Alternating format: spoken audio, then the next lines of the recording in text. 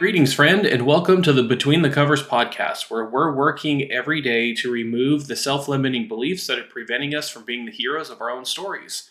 I'm Marcus Spar, and I wanted to share with you this idea that came up for me today after some things that happened last night. Just to give you a quick story, I was going to set up my computer so that I could play a randomizer and just have some time on a recumbent bike, get a little bit of movement because I spent a lot of time just kind of sitting around. I spent a lot of time just sitting around. My last job, I had a lot more opportunities to move around. And once I started my own business where I'm just meeting with people over Zoom, a lot of movement got out of my life. And I'm wanting to change that. So one of the things that I like to do is I will play a randomizer and I will sit on a recumbent bike and just pedal while I am playing. I'm not that big on exercise for various reasons.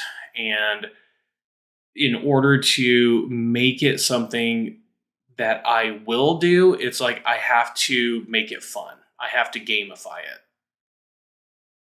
And so I'm working to try and make this happen last night while Libby is out doing some woodworking in the garage.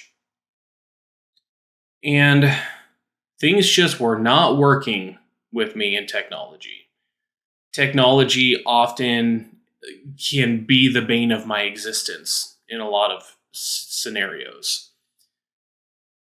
And here I was, I only had like a half an hour, and it's like, okay, I will at least have 30 minutes where I can just pedal on the bike. And it didn't happen. My computer wasn't working with connecting to the TV because I need a bigger screen when I'm much further away in order to see what I'm doing. And I tried this HDMI cable, I tried that one. There was one I'd been using for a while and it just somehow vanished. I didn't know where it went. And time just ticked away as I'm trying to figure this out. And I couldn't figure it out. And it was very frustrating. I got triggered. I was dysregulated. I was frustrated trying to resolve this issue so I could at least spend some time on the bike. And eventually Libby comes in and sees that I'm struggling. She sees if I'm okay. And I'm like, no, I'm getting pretty frustrated right now because I can't get this figured out. So she comes in, starts helping out. And we finally get it to work. And by the time we got it to work, I really only had like 5 minutes. And I'm like, it's not worth it anymore. It's not for 5 minutes. I'm not going to spend 5 minutes on the bike when I was hoping to get a half an hour.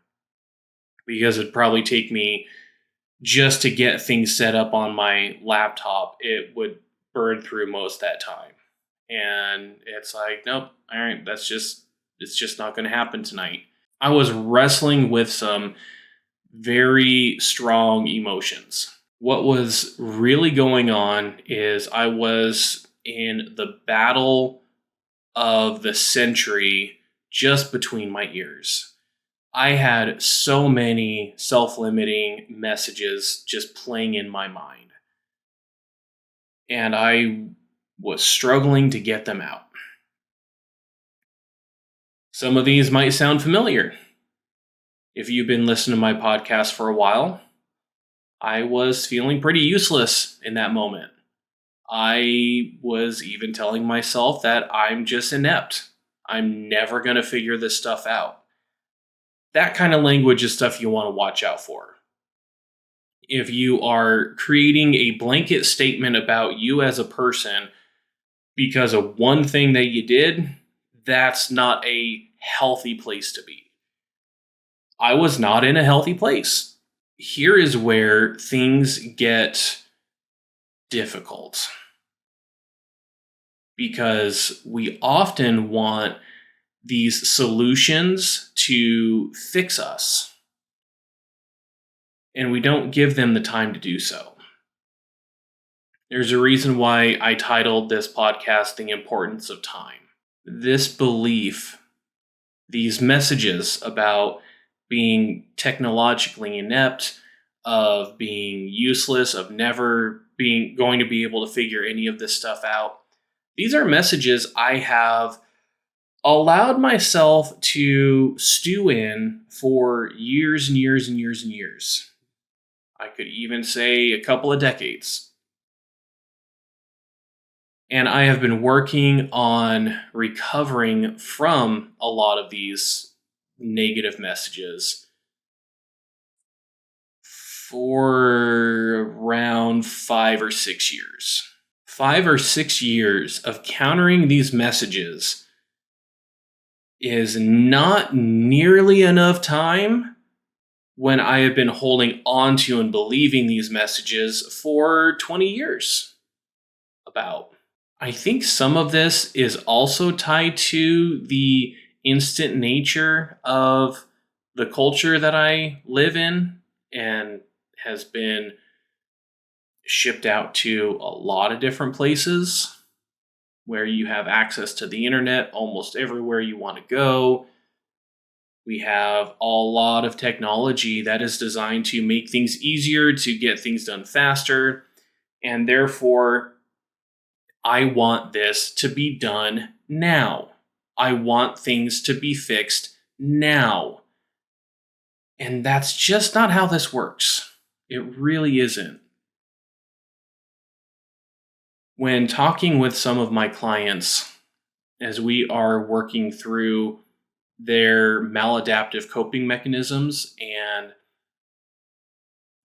processing what this has been trying to prevent in their lives, what this is trying to distract them from, I've had to have some conversations where people are looking for the silver bullet. They're looking for the one thing that is going to help them get over this issue, this struggle, this problem in their lives.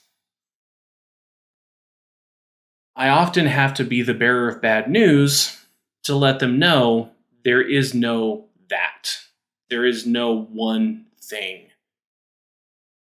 We did not get to where we are because of one thing. We got where we are because of years of conditioning, of messages, of environments that are contributing to the people that we are today. There is no one thing that is going to fix all of that. It takes work. It takes time. Having done some of this work with my clients, last night I took the time to write down these messages that were playing in my mind. And then below that, I wrote what's actually true.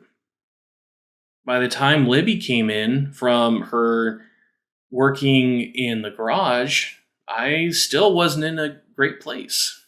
And she sits down on the couch next to me and asks if I was okay. And I'm like, no, I'm honestly not okay.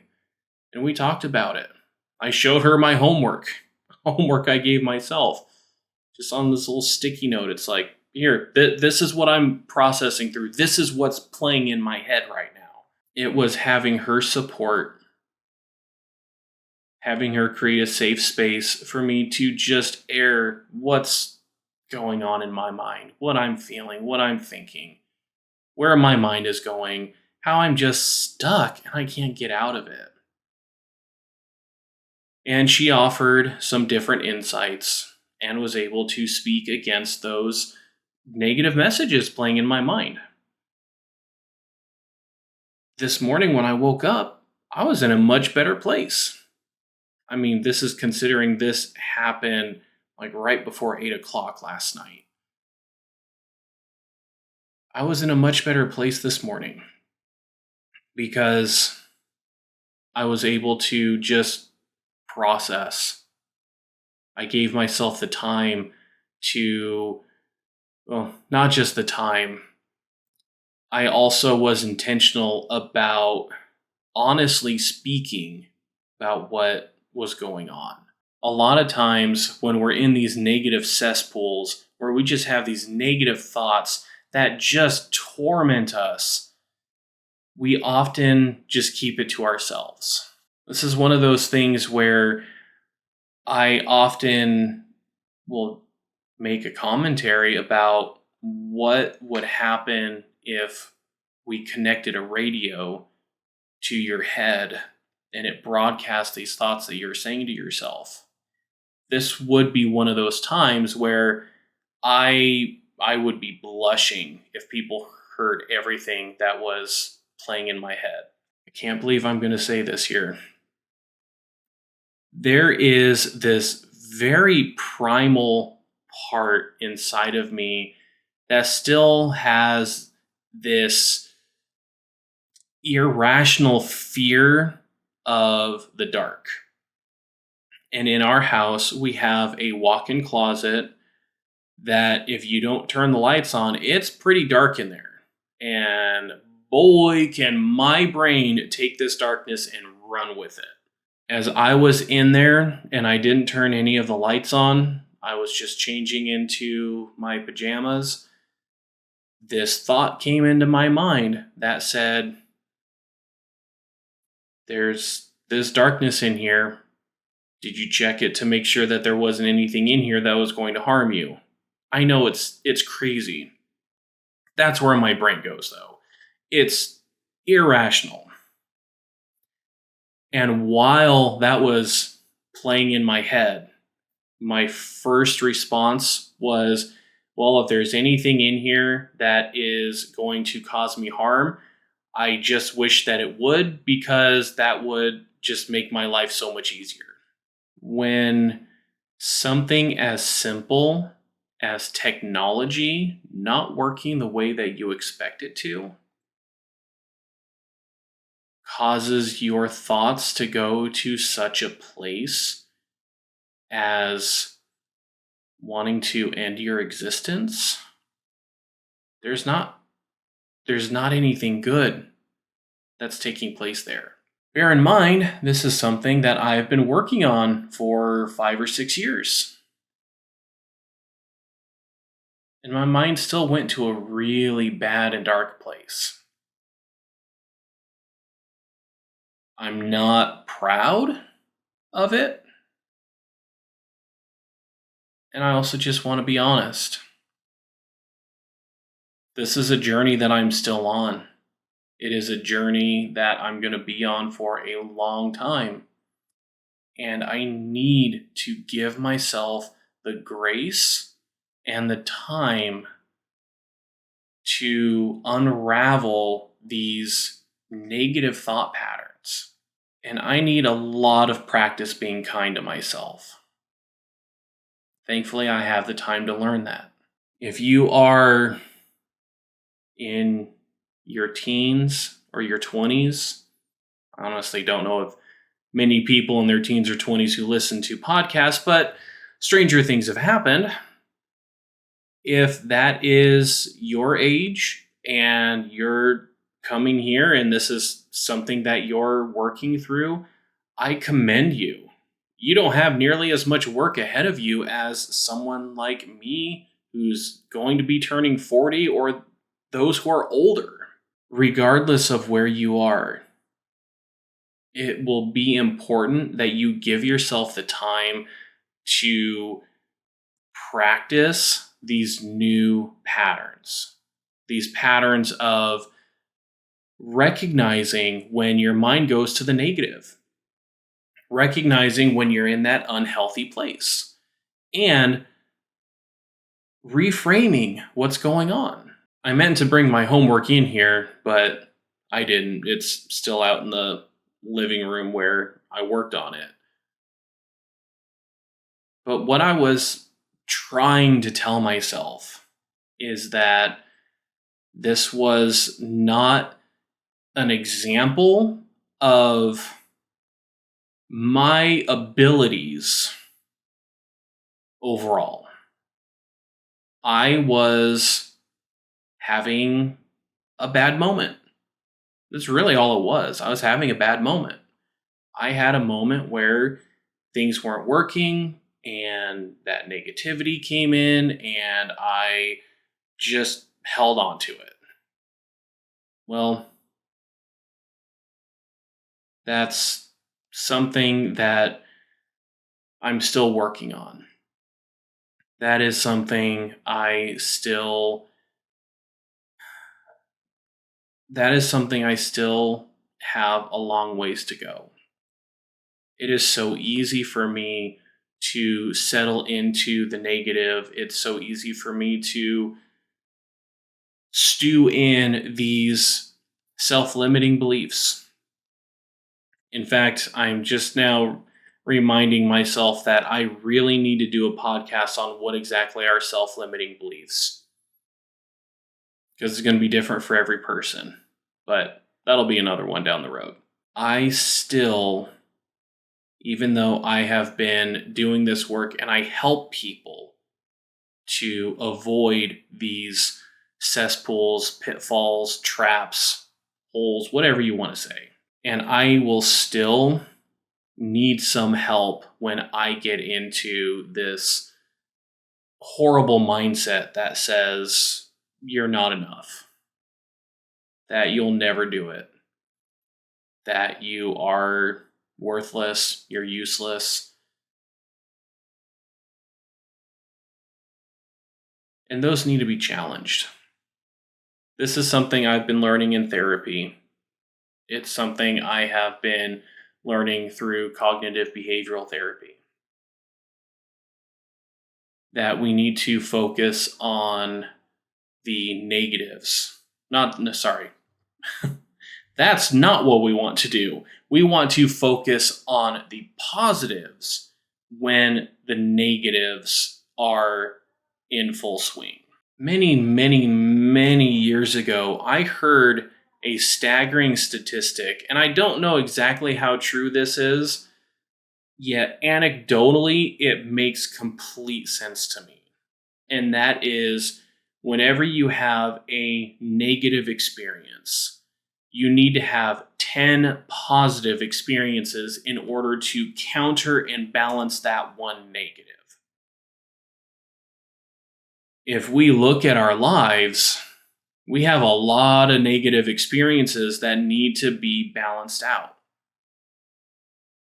I'm no different.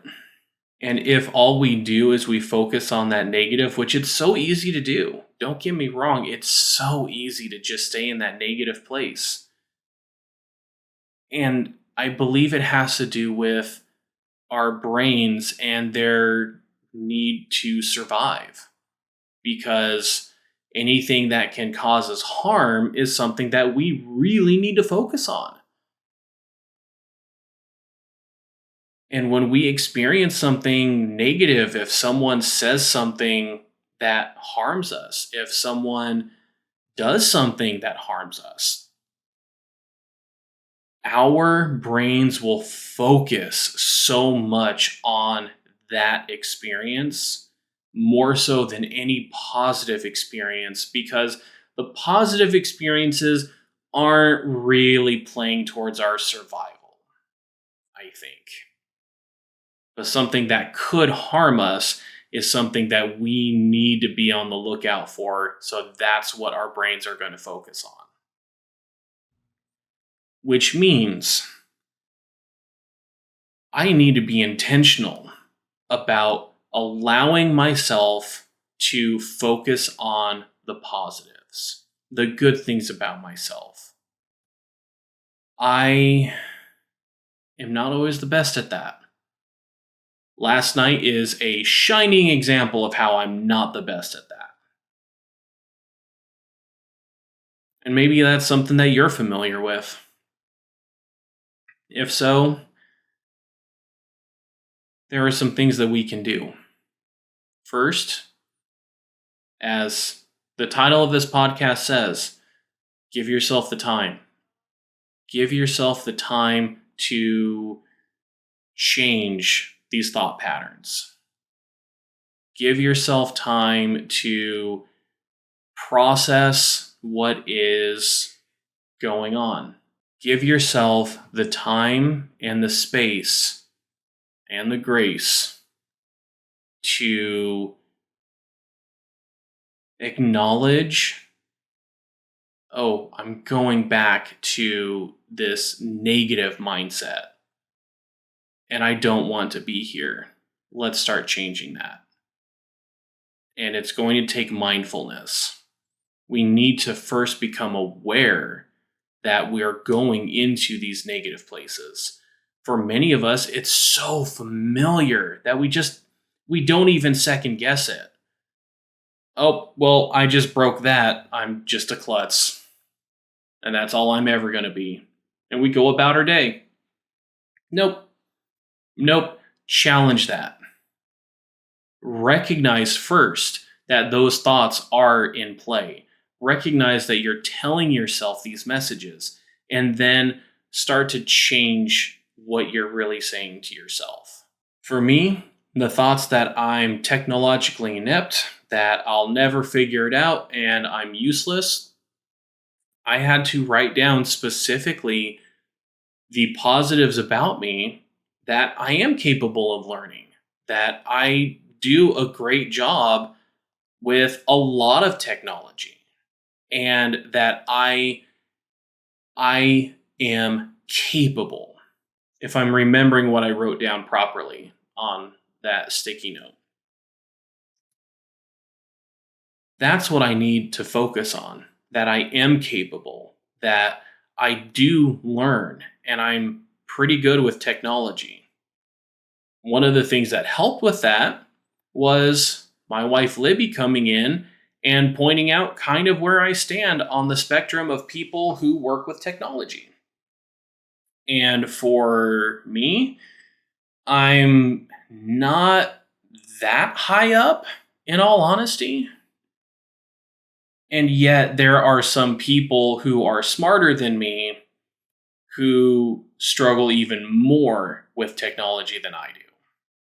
And the people that I tend to compare myself with are those who have had very specific training in order to understand the technology better, which is something I have not done. So what's that say about me? That says that there's still room to grow. And yet I'm also not in a place of being a complete and total Neanderthal and not knowing anything about technology. Yet the messages I was telling myself were saying, yes, you are completely inept at technology. That is the nefarious nature of these messages, and we buy into them as if they are the truth. And so the work that I do is to counter these messages with what's true.